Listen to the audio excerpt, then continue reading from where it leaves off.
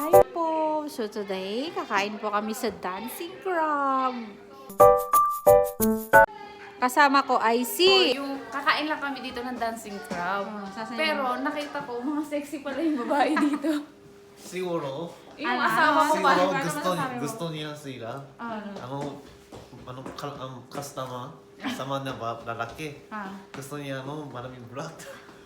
Di, gusto niya hospital. Sabi mo, hi vlog. Hi vlog! Welcome to my guys! Sobrang saya namin dahil mararanasan namin kumain ng dancing crab o diva. Habang nag-aantay kami dito sa kanilang waiting area, hindi namin maiwasang mapaindak dahil sa lakas ng sound system nila. Dahil rin sa kasadsaran pa ng COVID nito, kailangan naming mag-ingat. Kailangan naka-face mask at naka-alcohol at ma-check ang body temperature namin at siguraduhin wala kaming lagnat bago kami papasok. Kain na kami. Tara na nga mga marites, pasukin na natin tong restaurant nila. Ang social naman talaga dito. Eto nga yung sexy waitress na sinasabi ng kasama ko. At gusto kong dito umupo sa may couch. Ilapag na muna natin yung crabs na dala-dala ko. Ay si Yoji pala. May binibigay din silang headband na may design na crabs. Para daw pag kumain kami, magmukha naman kaming alimango. O diba? Ang ganda ko, kamukha ko alimango. Nasa loob na rin pala ng dining area ang hugasan ng kamay nila. At amazing, ang linis talaga. Kaya naman ang sarap maglinis ng kamay dito. Hindi rin uso dito ang towel to dry your hands. O diba? Pa-English pa ako. Gamitin natin tong air dryer nila. At ayan nga, tuyo na agad yung kamay ko. O diba? Poodle fight pala ang setup ng table nila. Kung saan magkakamay kami. Who are you? Si Mr. Crab.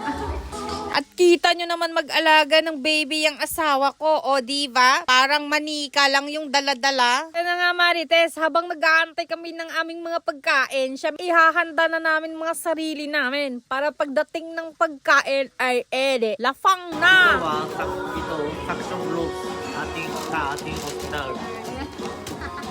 Saksyon.